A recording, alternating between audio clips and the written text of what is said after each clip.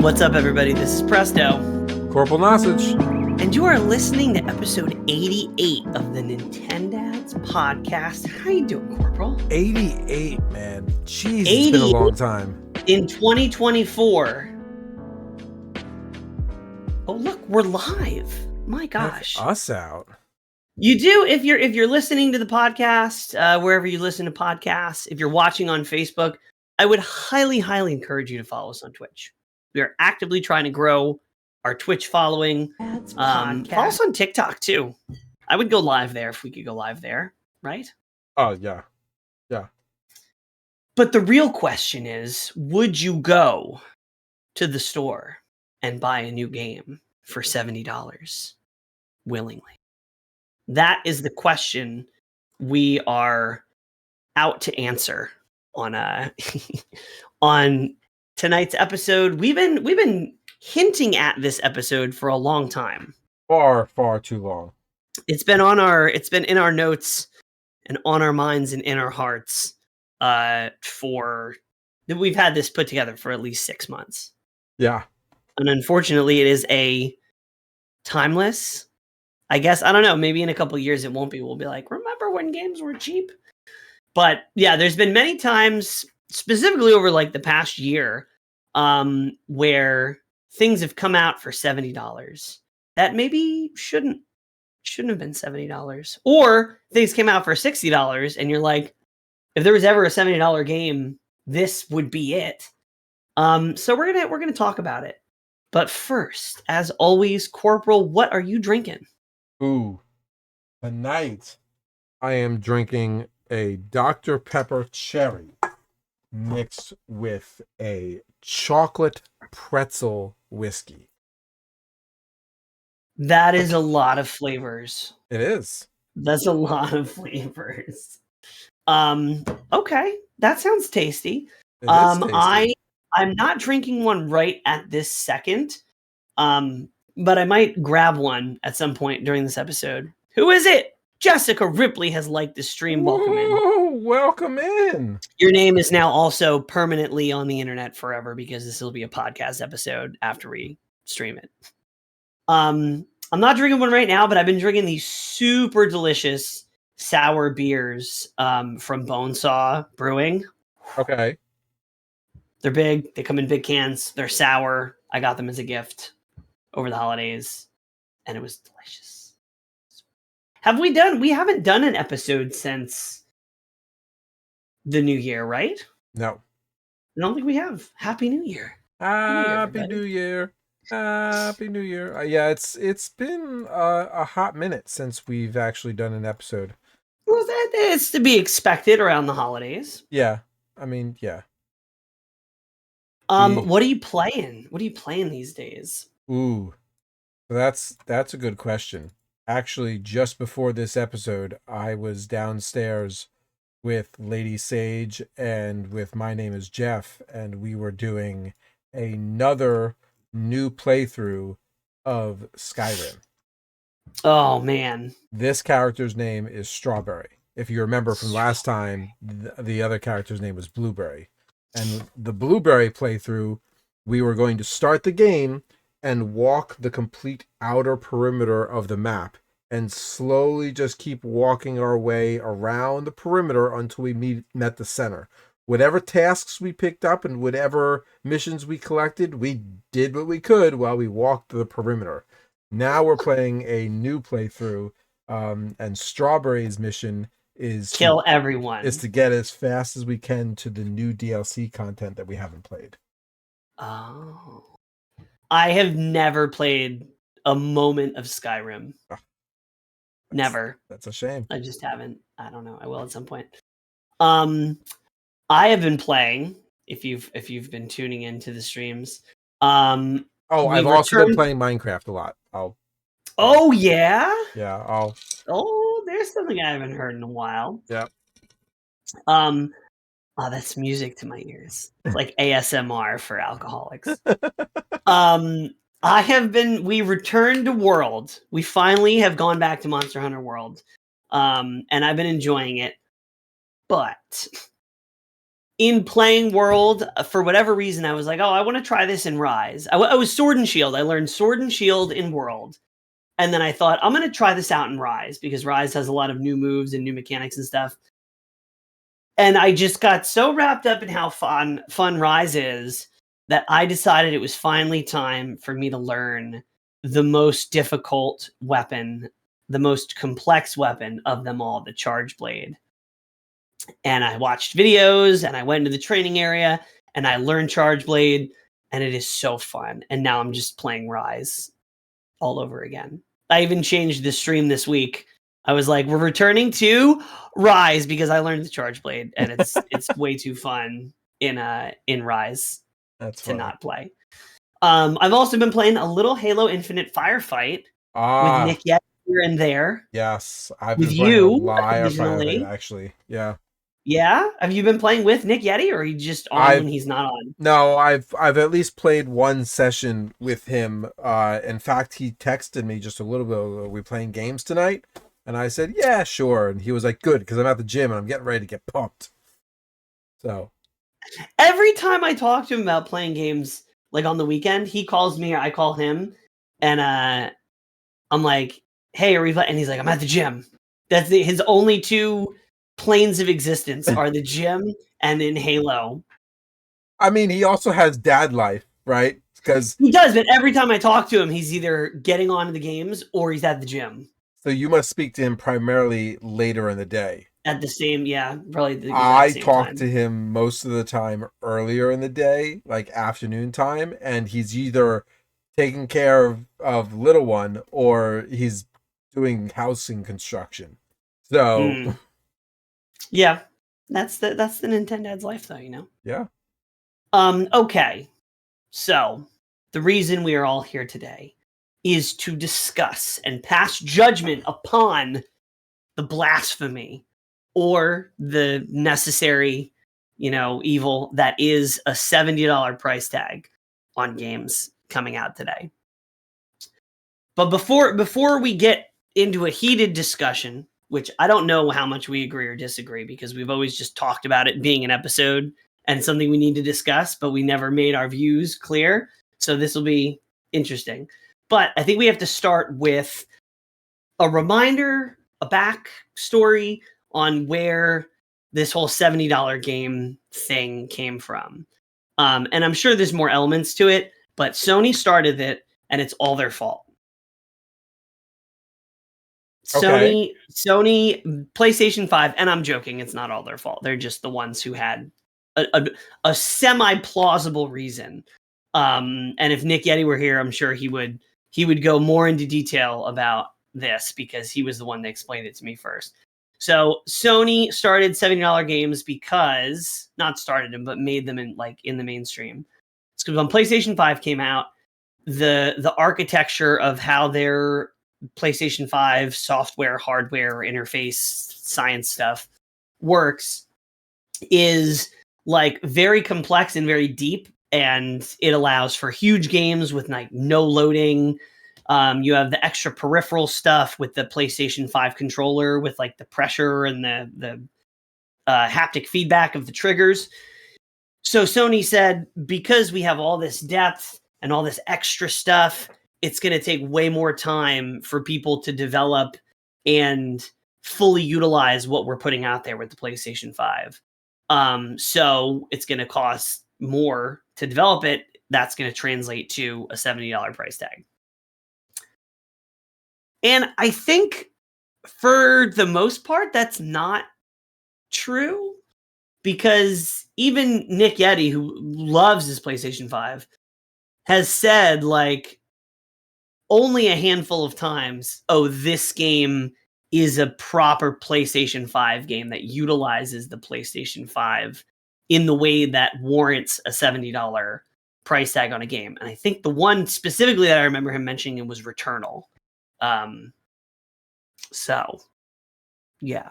So one thing that I like to point out in this discussion is that in 1998, I pull up 1998 because I could go earlier, but 98 is like a good date for the epitome of video games becoming more and more popular to the point that they're almost mainstream within its community, right? You can talk about socially whether or not games are popular or not, but 1998 is where computer-based games and console games started becoming very popular. And in 1998, the average cost of a video game is $34.99, so $35. Really? I thought it was going to be higher than that. Because people By always make the... Yo, go ahead. You're by probably the going to by say. the 2020, right? 2020, the average cost of games were 55. Now, Hmm. for us in the US, that is a difficult number to rectify with our memory, because games were either $39 or $59. There really was no in between. Yeah. But that's the average cost. Probably because there's so many lower priced indie games. Yes. Yes. And And if you're... that's why I specify this is an average cost, not a true cost. Yeah, because if you're talking about the most games sold, probably the $60 price point would be more heavily weighted. But if you're talking about, Call of Duty, which sold millions of copies, that counts as one game being at $60.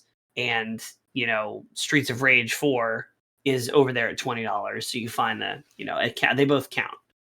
I like to constantly go back and reference Halo, because Halo came out at the very beginning of the Xbox series, the infancy of the Microsoft's Xbox console systems, which was at the peak of PlayStation's infancy. So that kind of gives you a good barometer of where we were at that point. And at the time when Halo 1 came out, Halo Combat Evolved, it was $49. Bernie says that they should be free for all persons who have a B in their name. I agree. Here. I don't know. I don't agree with that. We're going to have to change one of your letters. B's and B's. So with Sony, though, it results in things that don't make any sense. This is like what happens when you blindly follow rules without understanding why they're there. Baldur's Gate 3 is a $60 game. That was the price that it came out for on PC in August, a month ahead of when it came out for the PlayStation 5. And it was $60 on PC and it was $70 on PlayStation 5. Why? Because PlayStation 5.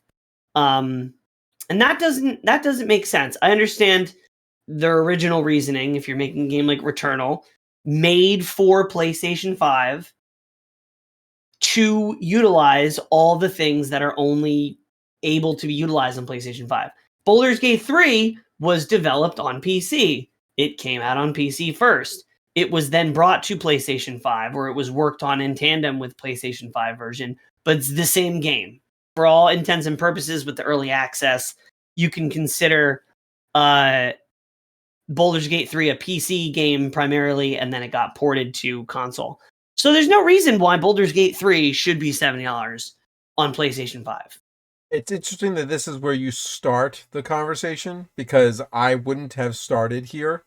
Well, just because I'm starting with PlayStation just because it was PlayStation that started it, and I'm just making an example of this is why they said the $70 price tag was warranted, and here's why that's not true. And then the ripple effect of that is everybody's your statement of why it's not true is a statement that didn't happen until 3 or 4 years later in the future. The start of the PlayStation and the justification of the PlayStation price point happened long before Baldur's Gate came out. Yes. This goes to the very heart of my argument against what I think you're setting yourself up for. Well, no, I'm just saying that it started with that, with a reason that seemed semi-plausible, and now in today's age, they've flicked the domino, and we're looking at the last part of the domino effect, in that $70 is becoming so ubiquitous that everything PlayStation puts out is just default to $70. I was really surprised that Baldur's Gate 3 wasn't a $70 $70 game on all platforms, Yep. because that's, I mean, it deserves to be, which we'll also talk about what that means, deserving or not deserving. So the $70 price point was given to us with a justification, and initially the gaming community was fractured or split on this opinion, but most people were on the camp of that's the wrong thing to do. Yes. I was probably one of the only people in our friend group who was on, wait a minute now, hold on. There's probably a good reason for this $70 price point. While their reasoning may be BS, there is a value here that we should consider. And are you talking about the value being all the bells and whistles that developers can spend more time putting into specifically PlayStation 5 games? Or are you talking about something else? No, I'm not talking about the bells and whistles. I'm talking about as an employee of a company and work-life balance and the rate of inflation and the cost earned by the revenue of the game to help offset the payment needed for employees of the amount of effort and time they placed into some of these games. Let's face it, what it used to take to build a game and how much time it takes to build that same game now are not the same. That's and true. That amount of time has to, from a P&L standpoint, from a business standpoint, that time trickles down to a balance sheet that has to be rectified somewhere. Now, I will argue against my own point by saying it is unanimously known that the video game industry is probably one of the most profitable industries alongside Hollywood, if not exceeding Hollywood. Oh, it definitely exceeds Hollywood. But it's been gaming has exceeded movies for a while as a form of media. But I still stand to the cost of milk in 1998 versus the cost of milk today is not the same. And if we expect that to go up, we expect a lot of other things to go up. Not to mention, as an individual who earns a paycheck, I want my income to go up along with that. Okay. That's the only way I rectify this cost, is because I think about the individual behind the game. And the reason why I do that is because, I'm sorry, I'll go back to Halo, but Bungie was a sweatshop when they made Halo. And that was before they were adopted full into Microsoft. So I am all about supporting the developers to a point. Okay. So your argument is that, well, it's not an argument yet, but it will be. Your argument is that $70 price tag is justifiable because it will improve the time and the resources and the proper amount of financial support for developers to make developers' lives better.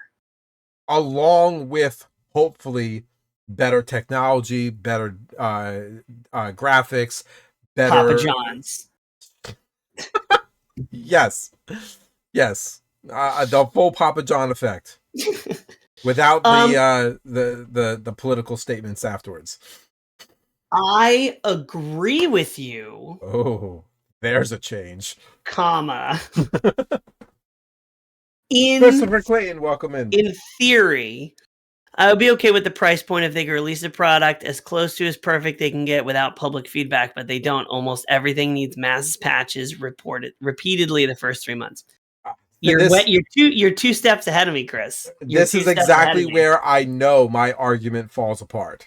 So I agree with you that a $70 price tag to benefit the lives and work-life balance and not this crazy cram stuff, and to improve the quality of games, if that $10 extra translated to that, absolutely, I will pay $70 every time. In theory, but games have been $70 long enough to where we know that that's not true. Yeah. Let me scroll down here because we're jumping around a bit, but that's okay. So I guess well, this is to partially to Chris's point, is that we live in the age not only of $70 games, but overlapping with that of the world we live in is games that are being released unfinished. How many games in the last 2 years have been released in a state that they should not have been? I want to point at Cyberpunk. Cyberpunk was not released as a $70 game, I don't think. But Cyberpunk was the first like big oh shit moment in gaming that we realized that devs realized and the public realized that we are not okay getting half baked games because Cyberpunk was big at launch. I disagree with you. I would say Assassin's Creed Unity was probably earlier and one of the bigger I maybe didn't create as big of a media flare as Cyberpunk did. But the atrocities that It was came a out of lead that up game. because I think Unity came out first. It was really the big one is No Man's Sky. Yes. But No Man's Sky was the first big, like high profile instance that people really pointed at. Yeah. And I think Cyberpunk was the last one before this whole upheaval happened where people are just like, what the heck? Like, you guys are charging us $70 for games. Yeah, well, no, this is before the $70 is really that ubiquitous, but you're releasing these full price games, these AAA titles, and none of them are done. More recent examples that we could use is Diablo 4, which is that one's not as bad as some of the other ones that I've mentioned that I'm going to mention. But Diablo 4 was hyped up and then promptly deflated when people got to the end game. And that's a big part of why people play Diablo. I think the most recent one is probably Call of Duty Modern Warfare 3 with the campaign that was shorter than what's his name? The voice actor for Kratos' speech from the Game Awards last year, as he made the joke about at this year's Game Awards.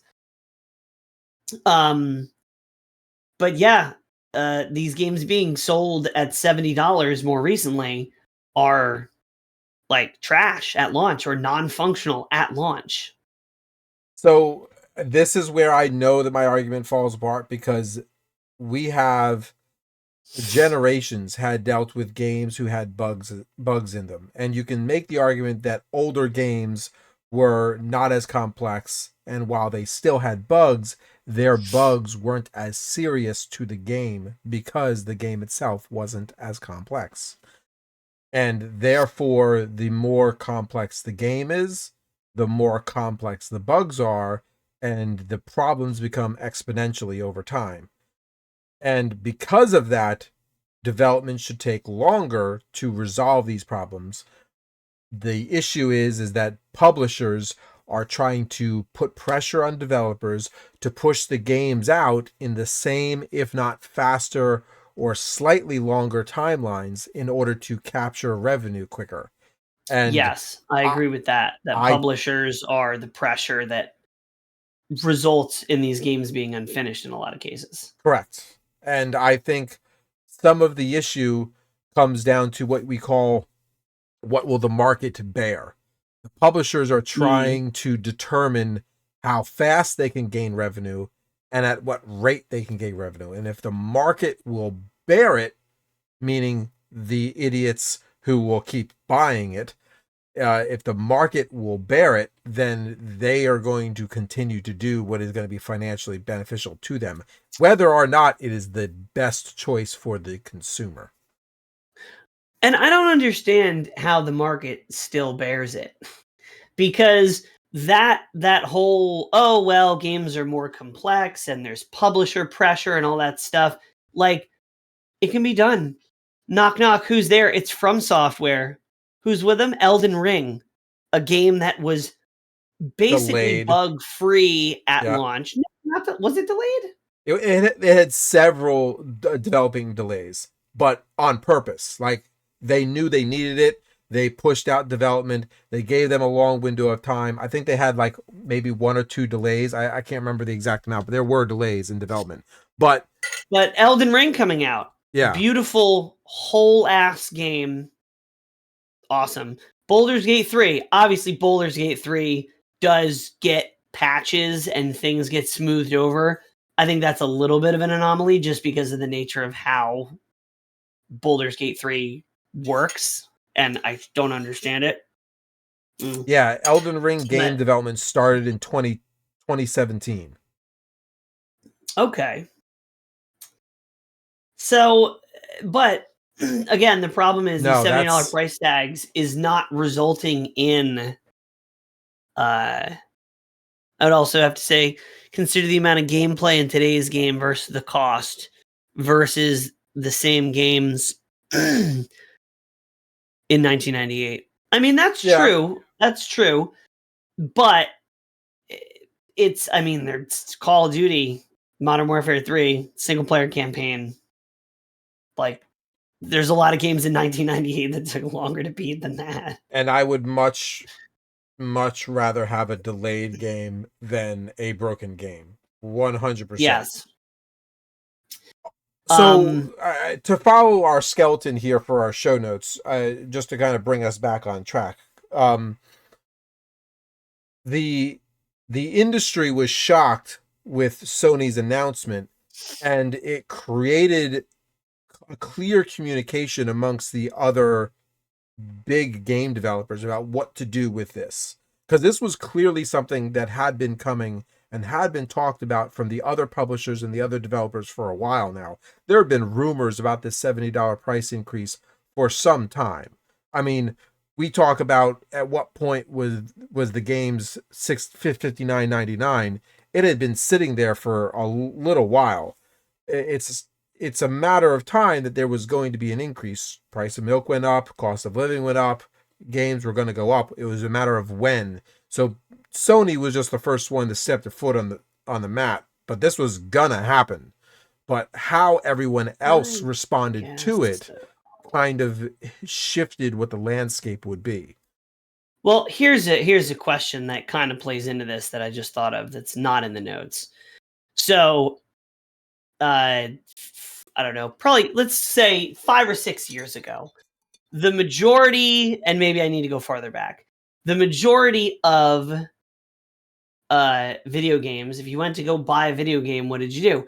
You went to GameStop, you went to Best Buy, you went to Target, Walmart, and you got your game, right? You got your physical game.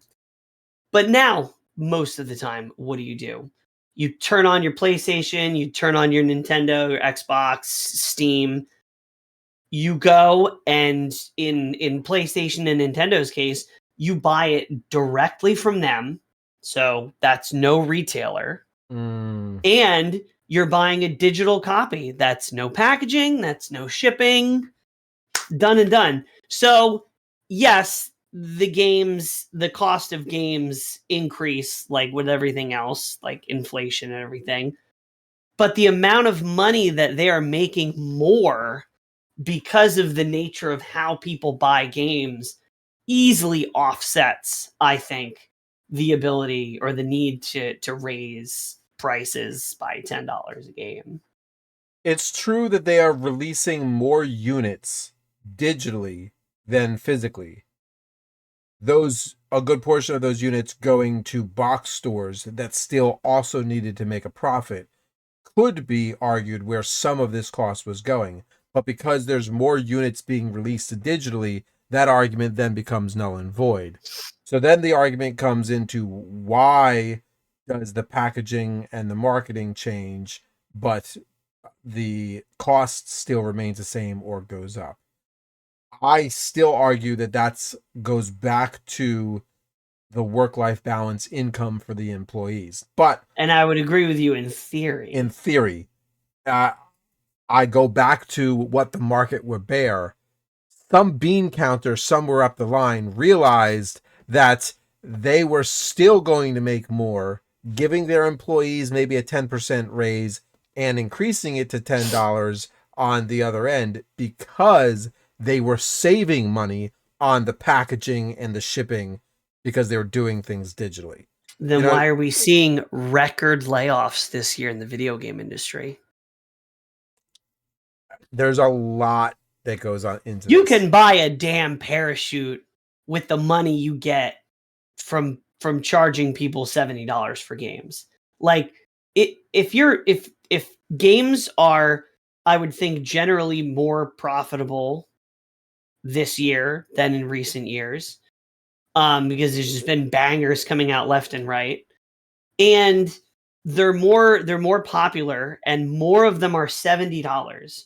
So I think the nail in the coffin to the argument that $70 games benefit the developers is out the window, because in a year that was absolutely stacked with amazing games, and most of them sold at $70, that's within the same amount of time that we're seeing record layoffs in the video gaming industry. So if $70 was contributing to that, so many people wouldn't be getting let go. So there's a and lot obviously of... there's more nuance to that. There's the economy, there's inflation, there's all these other elements that are involved. There's the healthcare industry. There's the background on, you can make the argument that it's political based off of Democratic taxes, election years. There's a lot of different things that go into that. But you still see developers coming out being like, we couldn't finish the game. We were in cram mode for we've working 80-hour weeks for the past year.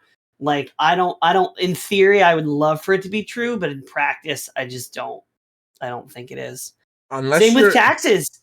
I mean, I pay my taxes because I don't want to go to jail, but it's like, in theory, if we all pay a little bit, the government should be able to not have crater-sized holes on the highway. But I live in New Jersey, so I'm not even going to tell you how that goes. But anyway, I would love to think that it does improve developer pressure, but it don't. So when this first announced through Sony, the immediate conversation from Nintendo was absolute silent. And the conversation from Microsoft was, we are considering a path. Can we get in on that? That's what they said. They said we are considering a path in this same direction, but not yet. They and a lot of people were like, yeah, good job, Nintendo or Microsoft, for not jumping in. But we all knew that it was coming. Xbox and Microsoft's like, oh no, we're going to. We just have to change it in so many places that it's going to take a while. We weren't ready for this. You got to give us a minute. Yeah. So I mean, but let's talk about Nintendo, because please, only really within the last year Nintendo made any kind of acknowledgement or statement towards this. That's true. Yep.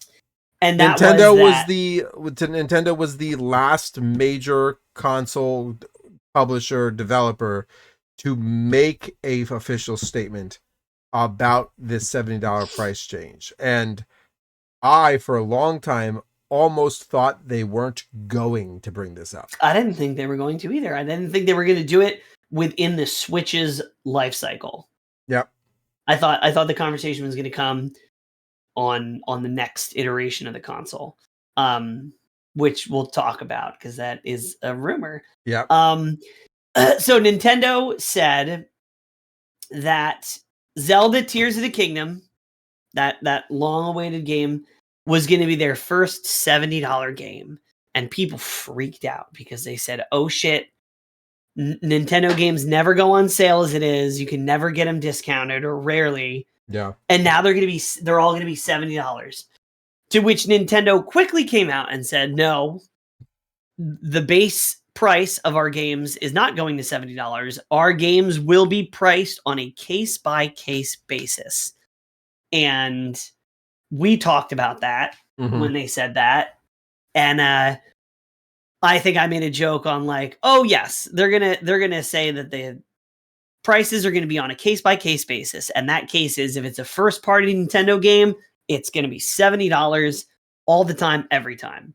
And I was proved wrong, because Mario Wonder which was equally as well, no, not equally as hyped up as Tears of the Kingdom, but still a front, it's the first. It's a Mario game. It's the first 2D Mario game in like many years. Yeah, it's a and first it was party. $60. It's an initial IP. It's a first party, title for them.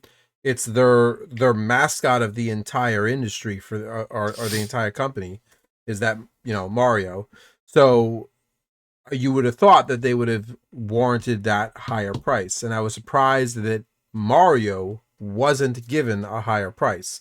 But they made an interesting comment, or they showed their hand in essence when they make this statement that every game will be priced on a case-by-case basis. Now, I'm going to re-engineer that, because are you trying to tell me that there was more development time put into Tears of the Kingdom and therefore it warrants the $70 price tag? Are you then going to tell me that a $60 game wasn't given the same love, care, and respect that this other $70 game gave me? Are you then trying to tell me that while this game was $70 with all of these bells and whistles and all of these, hyped up graphics and all this extra content, that the other game we're just pumping that out? It is what it is. Or are you trying to say that this took a higher skill and that's why it's $70? This did not take the higher skill, so that's why it's $60. Where is your justification? I would like to know what their reasoning and scale is. I think it is. I think it's depth. I think it's size in terms of how much content is in this game. Because if you look at Mario Wonder, right, you have a set amount of levels. If you did a normal playthrough of Mario Wonder and a normal playthrough of Tears of the Kingdom, just not the extra levels in Mario, not the crazy stuff that you can do in Tears of the Kingdom, but just a average playthrough, not a speed run, just your average player's experience who's just trying to get to the end of the story. Mario Wonder would be, I would think, significantly shorter than Tears of the Kingdom. Now look at the next layer. How much post-game side quest unlocks, completionist content is there for Mario Wonder? That's probably another stack. And then look at that, what that is for Tears of the Kingdom. I think Tears of the Kingdom beats it like by a very large margin in both categories. And I think that's where $70 comes from. I think that probably does translate to more development time and more complex problems that have to be solved. But I think at the end of the day, that is Nintendo's barometer. So I love that being the case. And that's honestly what I took from it. And I think that's a beautiful sentiment coming from a company who I believe to be the most honest in their game dealings. Nintendo does some things that we all talk about, sucks. And if you've been listening to us long enough, take a shot. Yeah, we used to have the segment. Yeah, we used to have an entire segment in our show, What the Fuck Nintendo? And there was some colorful bleeps and oh man, I'm gonna repost that video. I'm gonna find that video and repost it. That's worth reposting. It's episode 3, if I'm not mistaken. Is it? Oh yes. But with that being said, I would like to then take that same question and apply it to Sony, apply it to Microsoft. What is your barometer for your price tag? Are you saying the game that you released last week at $60 is a not as much loved game as the game you released at $70 the week prior? I want to know what your score is. I'll tell you what they would say. They would say, well, the Nintendo Switch is, because it's on a weird, it's not on the same amount of years between generations. Cycles, yeah. They would say, oh, well, Switch games that's running on hardware that's been out for 6 years. This is the Series S. This is the PS5. This is current gen. So anything on current gen needs to be $70, and then maybe something goes on sale for $60 or is a lesser known developer that comes out for 60 or whatever. It is worth mentioning, though, that the publisher of the game can also dictate to Nintendo whether a game should be $60 or $70. Case in point, Mortal Kombat 1 was $70 on all platforms, including the Switch, and it looked like a PlayStation 2 game at launch. So this game was not worth $17 on the Switch, let alone $70. I will make an argument that the amount of time developers put into this game was worth the $70 price tag. And then I will then argue that it's unfortunate that the Switch hardware was not able to process this game the way it should have been delivered, and it had to be scaled down in order to even run on the Switch. I would then also argue that there is probably some coders and developers who had to do the scale down in order to make it work on the Switch, increasing development time for that single platform. I would then argue that it is not fair to release a half-baked product claiming it to be the same, but development time was still spent. I think that the publisher of Mortal Kombat 1 said, look at how many copies of Mortal Kombat 11 we sold on the Switch. That's going to be a shitload of money. Let's make a Switch version. And then they make the Switch version. It looks like dog shit. And they go, this looks like dog shit. We really shouldn't release this. There's no way they released it not knowing, like, they have time to do quality tests. There's no way they released it and they're like, oops, we didn't know it was that bad. They absolutely knew it was bad. But the amount of money that they would make from releasing something they had to know was half-baked because it was that bad, the money outweighed the integrity, and they are now abusing. There's $70 games that are justified. Returnal uses PlayStation 5s, whatever. Everyone else, people who are getting away with using a $70 price tag. This is an example, I think, of when now it's being abused, because now ports are being made, and Mortal Kombat 11 was also pretty terrible on the Switch. Not as non-functionally bad as Mortal Kombat 1 was, but the Switch, because it was older hardware, but it was extremely popular, was being abused by that publisher for Mortal Kombat 11. When they released it, they knew it was kind of crappy, but they released it at full price anyway. And now it's being done, but with a $70 price tag, which I think is bananas. I mean, I guess the agreement that Nintendo has with publishers and determining the price that's just how it is. The publisher sets at the end. But yeah, I just hated to see that being abused. But I think that is another reason potentially against $70 games being the status quo, because it can be abused. I think Call of Duty Modern Warfare 3 being released for $70 is borderline abuse, because nobody can say that it's a $70 game. So there's another argument that I like to kind of play with, is a lot of these games are now being, and I'm going to use the word sold loosely, to be a part of subscription plans or PlayStation Plus, Xbox Premium packages, where you pay a monthly fee to have access to all of the games that are within the game library. And this subscription thing, I think, turns the entire conversation on top of its head. And I think that you have some opinions about this, so I want to hear your thoughts.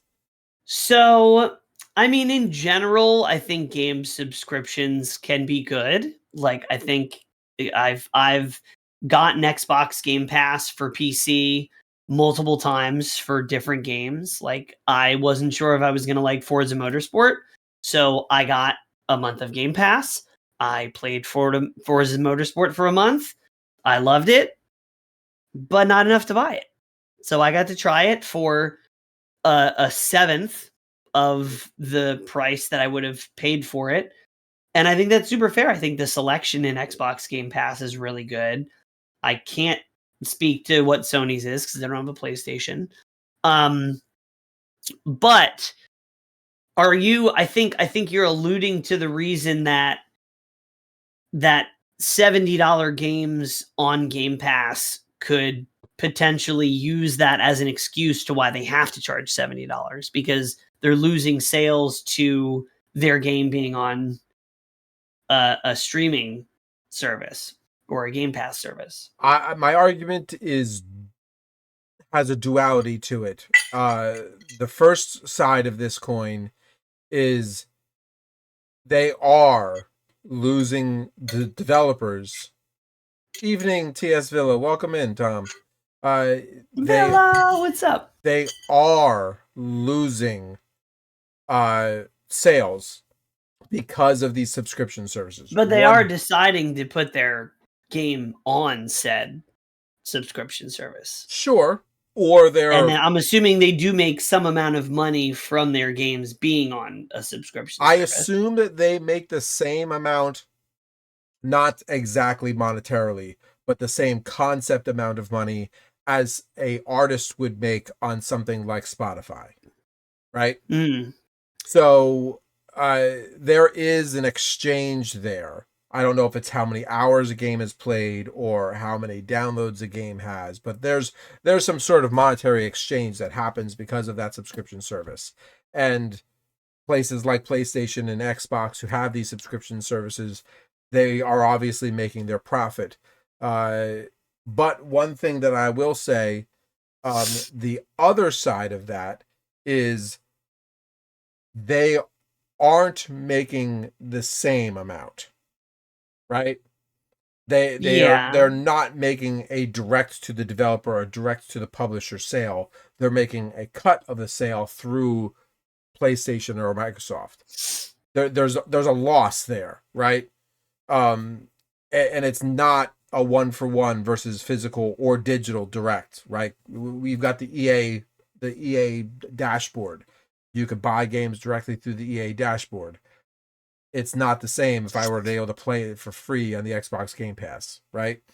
So yeah, well, actually, if you get the deluxe version or you get the ultimate version of Xbox Game Pass, it comes with the EA Play, and you do get all the EA games. Yes. So, like,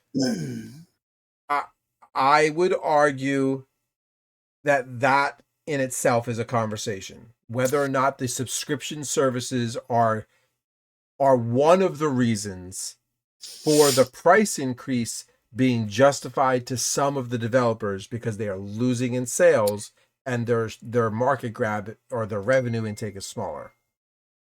I think it will be someday, but I don't think like the primary way most people get their games is they buy the games. Yes, there are a lot of people using Xbox Game Pass, but I think there's more people buying, especially like AAA multi-platform games that are never going to be on Game Pass anyway. I think in the future, if you have something like a Netflix takeover that is just pumping out everything and becomes commonplace, then maybe there's an argument to be made about pricing the ones that you own. I don't know how close this ties into the $70 conversation, but Ubisoft came out this week. One of their executives says gamers should get comfortable with not owning their games because he thinks subscriptions are okay, live service games are always great and never awful, and that gamers should just get comfortable with not owning games themselves. So this is where I have another argument to make because this also has a duality to it. I'll just say that I didn't really need a great reason to not buy Ubisoft games, but now I have a reason that I can point to not buy Ubisoft games. Continue. Games that are physical are probably more worth their $70 value. I agree. Along with the development time and the packaging and everything else.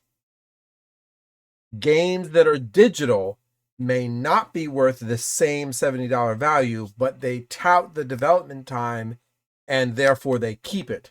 Now, an argument also could be made that there's server space to maintain these games. Cloud gaming is becoming very popular, so there's a cost that's there that needs to be accrued from a digital standpoint. So a lot of this comes into place where that $70 game may be worth it on a digital sense, because there's all this digital background and other stuff in order to maintain that ability. But Ubisoft brings in a very unique conversation when then talking about subscription services. And I go right back to Sony, because Sony very recently was brought into the limelight about how they removed a whole bunch of content that was purchased by people that now no longer have access to that content. You bought TV shows and movies, and Sony lost the license for those TV shows and movies, and they're like, oops, sorry, you don't actually own it. You only owned the license to watch it and view it and see it. And as long as we had the license. And now we don't have that license anymore. I mean, they're gonna have to refund people if that hasn't been like a clear part of the news. They're gonna have to refund people, or there's gonna be a massive lawsuit. I agree with you, and I don't know where this conversation went as of late, but this brings up a very interesting point. And I'm gonna point my finger here at Microsoft for it this. Is wrong on Sony's part. Yeah. I'm gonna point my finger at Microsoft for a moment here. Microsoft has been, as well as Sony, but Microsoft has been gobbling up smaller companies to be under their fold, right? They are. I don't know if I would call Blizzard Activision a small company, but yes. Sure. But they are gobbling these companies up so that they are under their fold. What happens, like with Bungie, when they decided to leave the comfort of Microsoft's umbrella and all of a sudden now choose to spin off on their own? Does that mean that they are no longer a part of that umbrella and therefore no longer a part of the licensing deal, and therefore that content, that game that you paid for, is not available for you? So you're saying digital games that you've bought, can they be revoked? And my argument to that point is the what's happened with the movies and TV shows. I didn't buy the game. I don't physically hold it in my hand to say it's mine. That game is only provided to me as long as I have access to what they deem as necessary. I want to take this conversation an even step further, though. You also only have access to that game while you choose to be a part of that ecosystem. So let's say Microsoft goes and does something that's horrendous as a company, and you choose to walk away from doing business with Microsoft. You also chose to walk away from access to all of your games that you've played. Now that's a choice that you make. The choice that you make, but unlike you buying a piece of furniture, you've lost that furniture, right? Like the game is no longer yours. It's a different conversation, but it still falls in the same vein. But what if you take your game, because you own a copy, you are legally allowed to emulate it on a computer? Piracy brings in another conversation to this. Nobody said piracy. I didn't say piracy. Did you guys hear any pirates? I'm smooth as a sailor here. I'm saying if you own a physical copy of a game and you have the software or the hardware, whatever you need to create an ISO disk image, and run that image on your computer, you own the physical copy of the game. And if you own the physical copy of the game, you own the license to play it. You don't have to play it on the original system that it was licensed to. You have the license to play it. You just need the means to play it. And I don't think the means in which you play it are part of the deal, which is why emulation is legal. So physically, you should be able to emulate it.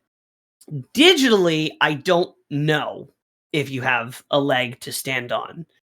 I go. This is a very hot topic for a lot of people that are currently in this space trying to navigate this. And you and I here at the Nintendads are so far since removed of being a part of this hot water. But the idea of Nintendo's, subscription service, online service, and now suddenly you had access to games that you no longer have access to because partnerships dissolved on the back end. But has that actually happened? Has there been a partnership ending? The Sony movie example, yes. But has that happened with games? From a game standpoint, not yet. But if it can happen with movies, it can happen with games. There's no difference, right? We're talking about entire TV shows. This is why I refuse, among many, many other reasons, which I've talked about before, that I don't like cloud gaming. And I don't like, because there are Switch games. I'm struggling to remember one of them, but there are Switch games that you buy, and you are buying the cloud version, not the digital version, not an actual, 3 gigabyte game that gets installed digitally, and then you access those files and play it. You can buy cloud versions, and that version can only be played through cloud computing. And as soon as the developer, publisher, whoever decides that not enough people are playing that game, not enough people have bought the game, this data center is too expensive to upkeep, they can pull the plug anytime they want, and you have literally no recourse. Like, there's nothing. You bought a cloud version, and that cloud has blown away out of your reach. And I think the digital licensing stuff that you're talking about can also potentially happen, but cloud version just makes it like you just don't have locks on your door, and that anybody can just come in and take your stuff. If you've been listening to us long enough, take a shot. But there have been a conversation that we had earlier in our career where we talked about physical versus digital, and I was very much in the camp of digital because I chose the lazy path and not wanting to get up and change the disc.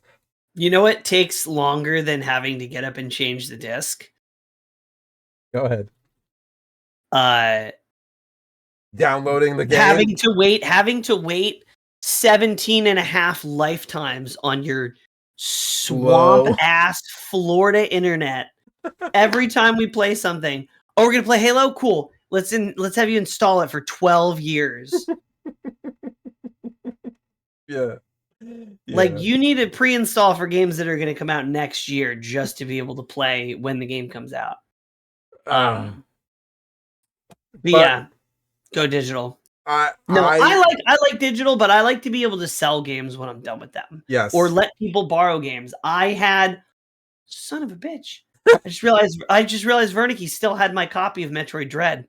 I was gonna say I got Metroid Dread, wasn't super into it, was gonna sell it. Wernicke was like, "Hey, can I borrow it and play it?" And I said, "Sure." And that was the last time I thought about it. Until just now. I might let him. I might say, "Hey, you can keep that game, but we actually have to play Monster Hunter," because he's told me that he's going to play Monster Hunter. So the entire concept of whether or not $70 games is worth it. Hold on, the studio's giving me this. The studio's giving me this to keep it under an hour. Okay. I don't know. Okay. No, we will. Yeah. No, we're fine. Okay. Don't worry about it. Relax. Sit down. All right. Sorry. Our executives. So I think the stance that I take, the conclusion, the wrap up, is that I think games should be $70 when they are worth $70. I think Baldur's Gate 3 should have been a $70 game.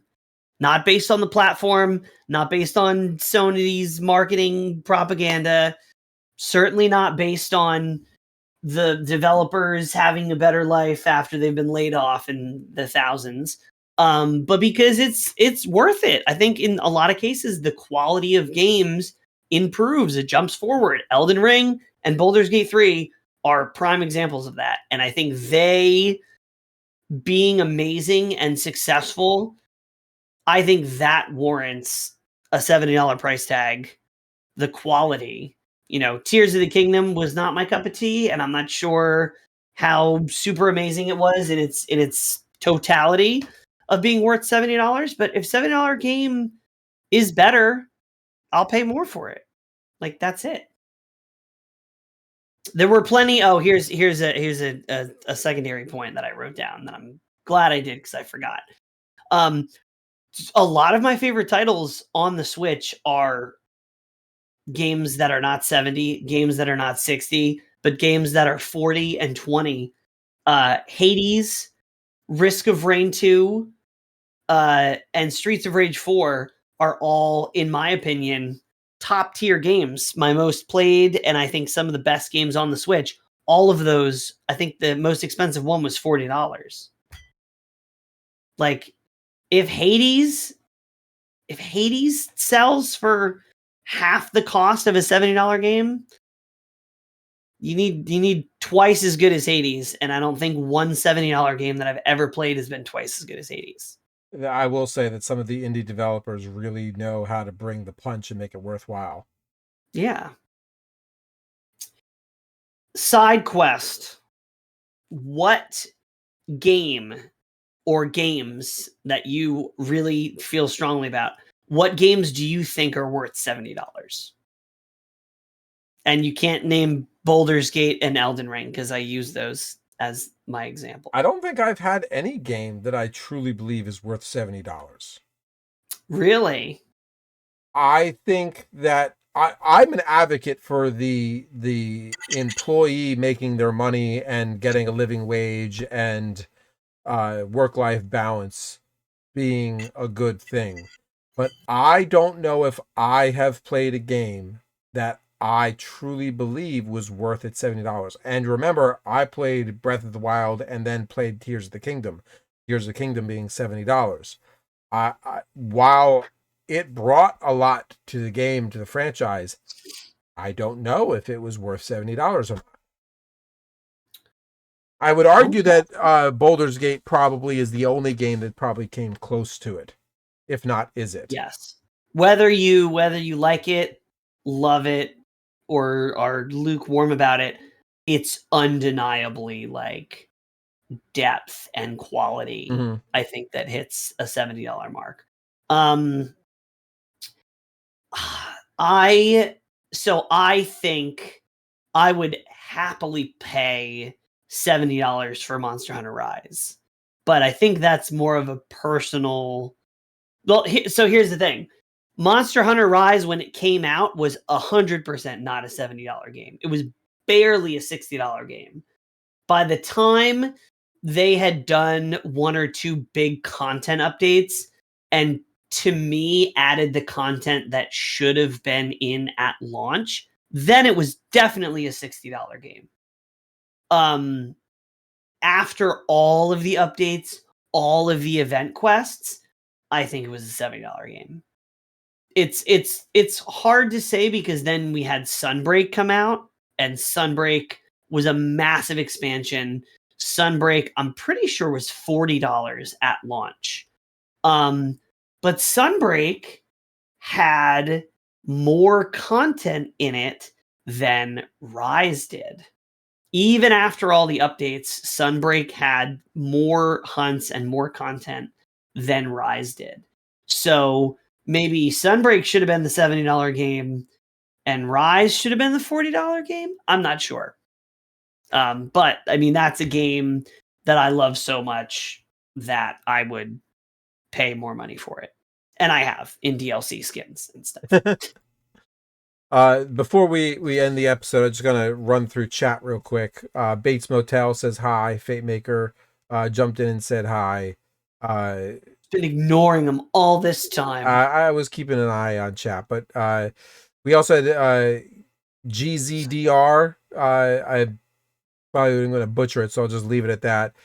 First time in chat, welcome in. They actually brought up an interesting point that older games like Witcher 3 or Skyrim, which are massive and continue to get DLC updates well after the game is released, are probably a game with so much love that was put into it could have been worth $70. Yes, I agree. A more recent example of that is No Man's Sky. Because not only did No Man's Sky come back and sort of redeem themselves, but now they've been recognized as like some of the best ongoing game that there is.